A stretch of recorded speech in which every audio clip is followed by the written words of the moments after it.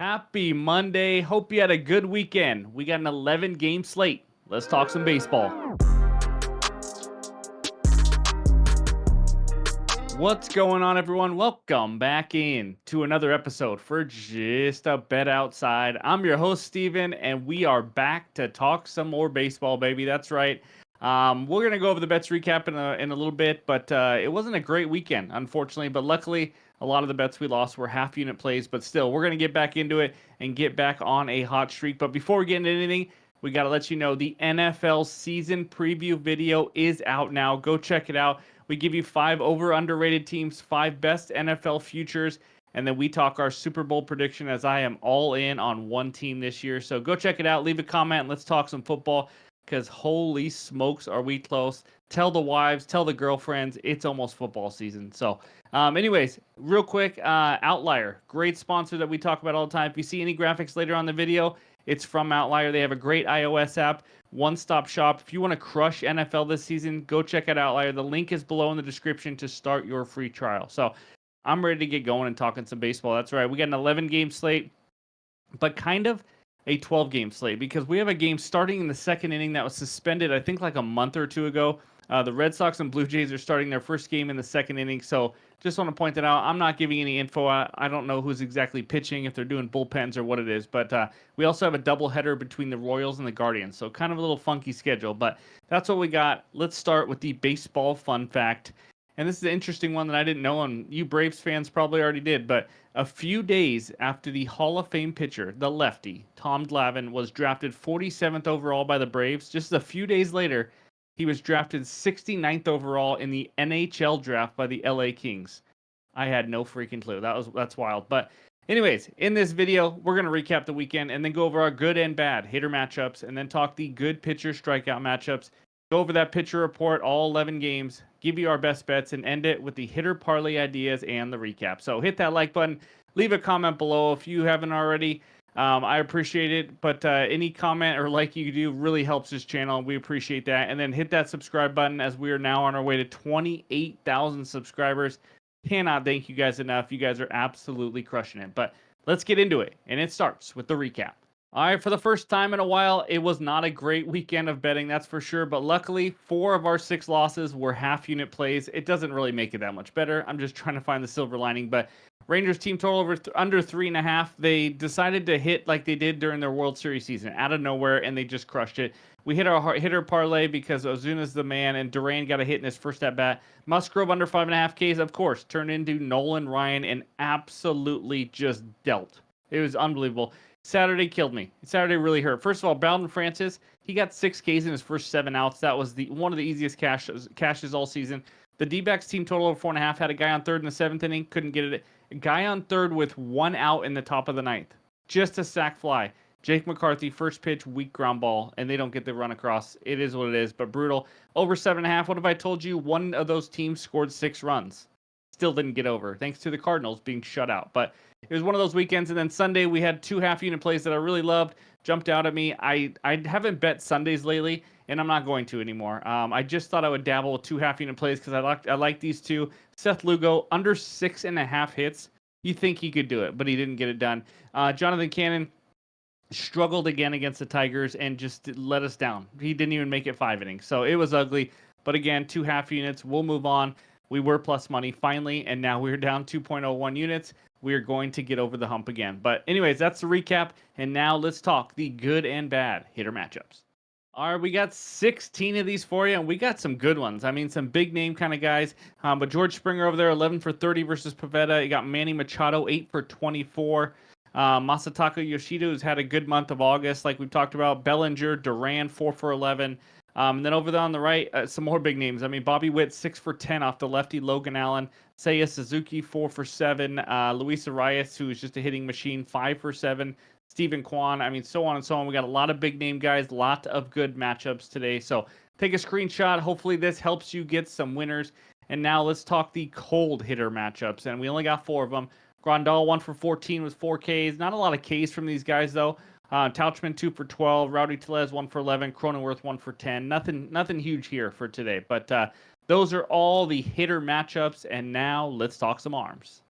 All right, we got three good pitcher strikeout matchups for you today, and it starts out with Edwards, Scissorhands Cabrera at the Colorado Rockies. They are in Coors Field. Colorado highest K percentage versus righties last 3 weeks. We know they swing and miss a ton, 29.2%.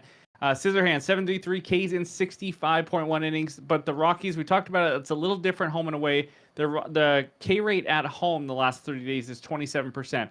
That's still pretty high, fifth highest. I mean, just a couple percent lower. Cabrera had 9 Ks versus Colorado earlier this year. That was in Miami. Now this is in Colorado. And Cabrera's K rate on the road is higher, 28.3% compared to only 23.7% at home. Obviously, Coors Field on the road is a touch different, but still Colorado swings and misses quite a bit. Next one. Insert pitcher at Mariners. Ryan Pepio is the insert pitcher. Mariners' third highest K percentage versus righties in the last 3 weeks at 28.1%. Pepio, 104 Ks and 98.2 innings. His home road K splits are exactly the same. That's right, exactly. And in 2 starts since he's been back from injury, he had 5 Ks in each game versus Arizona and Oakland. Pepio had 8 Ks versus Seattle earlier this year, because who did not have 8 Ks versus Seattle? And then the next page, the third and final one, Bryce Miller of the Seattle Mariners versus the Rays, the other side of that game. Rays, 7th highest K percentage versus righties last 3 weeks, 25.7. Miller, not quite 1K per inning. He's not an elite strikeout guy, but he's still an above average. And Miller's K rate at home is much higher, which you like to see in this situation if you're taking over. 28.9% compared to only 17.5% on the road. That's an insane split.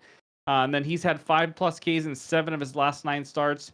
And 16 of the last 23 right-handed pitchers have 6 or more Ks versus the righties. 22 of the last 25 have 5 or more Ks. So that's all the info I got for the pitcher strikeout matchups. And now let's take a look at the pitcher report. All right, these are the first 6 matchups we have for you. Some decent matchups, especially in Philly. How about Ronel Blanco versus Zach Wheeler? Blanco and the Astros are going to be coming into Philly after a Sunday night baseball game. Not exactly the best spot for him, and we know how good Wheeler is. Nestor Cortez against Mitchell Parker. Tyon up there has been pretty decent lately, but we have a lot of guys kind of just average to below average K rate, as you guys can see there. But in Minnesota, Bailey Obear versus Max Fried. Fried's been getting hit around a little bit lately, and Obear has just been on a quality start just run this year. It's been unbelievable. If you do look back at his last 2 or 3 months, it's been against a lot of weak opponents. I don't know if Atlanta's really that good either on offense right now with all their injuries. And then the knuckleballer Matt Waldron is who is listed right now. I'd be sure to check that. Going up against Kyle Gibson, who is just not having a great year. ERA is okay, 5.02 expected ERA though, high walk rate, and so on and so on. So those are the first 6 matchups. Take a screenshot. All the averages are on the bottom, and let's take a look at page 2 now. All right, these are the final 5 matchups. The first guy, it is not John Madden's son, but it is Ty Madden.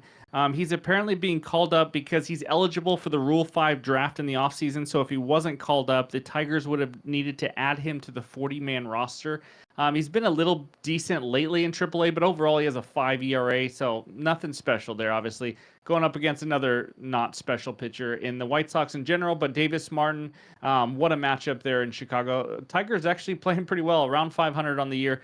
But anyways, enough of that game. Edward Cabrera, we talked about him a little bit, going up against Tanner Flash Gordon, who's just been a struggle this year, that's for sure.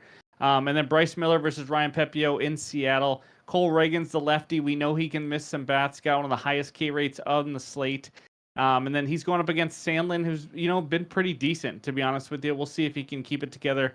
And then Alec Marsh, Logan Allen, 2 guys that have just been hit around and just been terrible. I mean, Logan Allen's over 10 hits per 9 innings. And speaking of that, Tanner Gordon of the Rockies, 12.5 hits per 9 innings. So anyways, these are the 11 matchups of the day for the pitcher report. And now it is time for the best bets. All right, this first bet is a player prop parlay. Give me Bailey Obear over 17.5 outs recorded and Mitchell Parker no to record a win at -125 on DraftKings. So let's talk about this first leg because this is obviously the most important part of this. Well, they're both important, but Bailey Obear over 17.5 outs recorded. Take a look at this screenshot with Outlier, guys. It's unbelievable. He has gone over this in 10 straight games. He has been unbelievable. He's been very efficient. For those 10, as you just saw, have been 7+ innings. It's just absolutely insane. He's doing it against teams like the Padres and Phillies. Those are not easy teams to do this against. Even against the Mariners is impressive. I know that sounds weird, but they have one of the highest pitches per plate appearance, probably because they strike out a lot, and he still went over. So it's just really impressive what he's been doing. He hasn't faced the best of competition, like I mentioned earlier in the video. But you know what? He's facing the Braves. Last 3 weeks versus righties, they've been average. 15th WRC plus, 17th walk rate, 14th OBP. But this offense is even different, even than 3 weeks ago. They have no Austin Riley now. The lineup is completely watered down, guys. We're talking no Austin Riley, no Ozzie Albies, no Michael Harris. Again, no Ronald Acuna. The Braves have been struggling. They have scored 3 or less runs in 6 of their last 7 games. I never thought I'd say that sentence. 3 or less runs in 6 of the last 7. Last 2 weeks even been a little bit worse. 20th WRC plus, 17th on base percentage. Aubert's been solid at home. If you want to fade or if you want to tail him, this is where you want to do it. 2.78 ERA, only allowing a 197 batting average at home. Since June 1st at home, he's over this line now in 5 of 5 home starts. He had a 2 ERA in July, a 2.52 ERA in August so far. With how well he's throwing and how many injuries this Braves offense has, they're not a team that's just going to work counts. At least you hope not. And they just have not been hitting the ball well. So I'd be pretty shocked if Aubert did not get over this. And there's a reason it's almost minus 200 because he's been doing this consistently. He's been very efficient. He's not a guy who's just going to go up there and walk 3 or 4 and work his pitch count and all that. So that's the first leg, Aubert. Now we need a juice reducer. And it's going to be Mitchell Parker, no win. It's like minus 500 on its own. He has 23 starts this year, and he has 7 wins. Just picked up a 7th. He's also failed to go the required 5 innings to get a win in 3 of his last 6 starts, so that's always an option. But now he has a tough matchup versus the Yankees. Since August 1st versus lefties, they're 12th in WRC plus, 9th best slugging, and they also have the second highest walk rate. I don't know why I said batting average. Second highest walk rate, which is huge. They're going to work counts, and they're going to make him throw strikes. And if he doesn't, his pitch count is going to go up quite a bit. And if he does, I think the Yankees can get to him here. He's had a few games recently where he's been absolutely shelled. And the Yankees have Nestor Cortez on the mound. He's not a guy who I just think is great, but I just think the offensive advantage is just too high right now. The Nats aren't hitting that great. Nestor Cortez has looked a little bit better in his last couple starts. And then obviously the bullpens are a big factor in this. Even if Parker somehow leaves with a little bit of a lead or anything after 5-6 innings, this Nats bullpen has just not been good since the trade deadline. It's been ugly. So a lot of things have to go right here. I think the Yankees win outright. Obviously, the odds say they should win pretty easily as well. So give me Bailey Aubert over 17.5 outs. And I can't even talk. And Mitchell Parker, no to record a win. That is my first best bet. All right, this second and final best bet on the video, again, added plays will be in the pinned comments on X and on Discord. It takes us out to Pittsburgh, where the Pirates host the Chicago Cubbies. And by the way, I heard the stadium in Pittsburgh is maybe the nicest in the entire MLB and the view. I'd love to go there for a game. But anyways, the Pirates on the money line, minus 118. Cubs money line, minus 102, with a total of 8 runs. My best bet, this is thrilling. This is exciting. Really get excited. Settle down. I'm taking a walks prop. Give me Mitch freaking Keller over 1.5 walks at minus 125 on DraftKings. It's minus 160 on another book, so I love to get this at a playable line of minus 125. As you can see by this amazing app of Outlier, he's gone over this in 7 of the last 10 starts. One of those unders was Texas. They have the 3rd lowest walk rate. They just flat out don't walk. He's also over this in 16 of 25 starts this season, and he is facing one of the higher walk teams in the MLB in the Cubbies. They have the 5th highest walk rate in the last 3 weeks, and pretty much all year they've been right up there, right around 10%.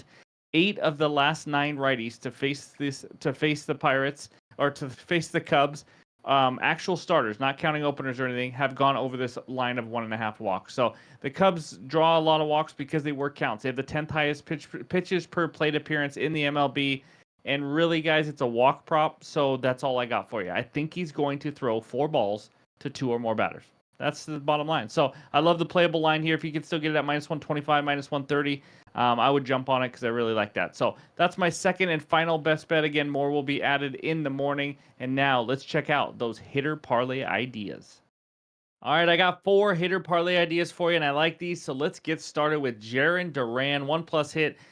He's hitting 350 last 7 days, hitting 300 at home, 305 versus righties, and 4 for 11 versus Jose Barrios in his career. You already saw that earlier, but Barrios not a guy who misses a lot of bats. He gives up some hits. I like Duran to stay hot. Second one, Luis Arias of the San Diego Fathers. He is a ridiculous 5 for 7 off Gibson, as you guys saw earlier. Gibson's given up almost 9 hits per 9 innings, and Arias has 1+ hit in 11 of his last 15 games. So one of those 4 he missed because he got hit twice. But Arias hitting 304 on the season. He is crushing it on the road. 355 average on the road and 257 at home. He is on the road here. I didn't realize he had such huge splits, but also crushes righties. 324 average compared to 266 versus lefties. Third one, Seiya Suzuki. Honestly, it was either Seiya Suzuki or Cody Bellinger, his teammate for the Cubs. You could have gone either way here, but Suzuki hitting 348 last 7 days. He's facing Mitch Keller, we just talked about, but he is 4 for 7 off Keller in his career, like we mentioned. He hits better on the road, hitting 294 on the road compared to 242 at home. He also hits righties much better, not a surprise since he's a lefty. And he's hitting 280 versus righties compared to 239 versus lefties. And then he has 1+ hit in 7 of his last 10 games. Now, the fourth and final one, the youngster, O'Neal Cruz of the Pirates, hitting 333 the last 7 days, 1+ hit in 10 of his last 12 games. This is the guy, when you tail him, you want to tail him at home. He's hitting 298 at home compared to 228 on the road, hitting much better versus righties, 280 versus righties, 216 versus lefties. And he's facing Jameson Taillon, who's given up 9 hits per 9 innings. But I dug a little deeper for you on this one. He struggles more versus lefties as well. Taillon has given up a 270 average and 452 slugging to lefties, but also struggles on the road in general. And on the road versus lefties, Taillon giving up a whopping 305 average and 523 slugging. That's what I got for you. Those are my 4 hitter parlay ideas, the 2 best bets so far, with more added in the morning and all the research help you need to hopefully go get some winners. So before we wrap it up, let's check out the recap. All right, before I go over these best bets, I did mess up. I said Seiya Suzuki is a lefty. I know he's a righty. I'm just talking too much and I mess up. But anyway, Seiya Suzuki is a righty. Does not change anything on what I like about him. But here we go. Now, my 2 best bets. Bailey Obear over 17.5 outs. Mitchell Parker, no to record a win. Put those together at -125. And then Mitch Keller over 1.5 walks, also at -125 on DK. And more added plays in the morning. Hopefully more props are added. I'm feeling I might have a nice hitter parlay also in the morning for you guys. So that's what I got for today. Thank you guys. If you haven't already, hit that like button. Leave any comment you want just to help the algorithm. But I appreciate the support. Hopefully you guys have a great Monday, and we'll talk to you soon.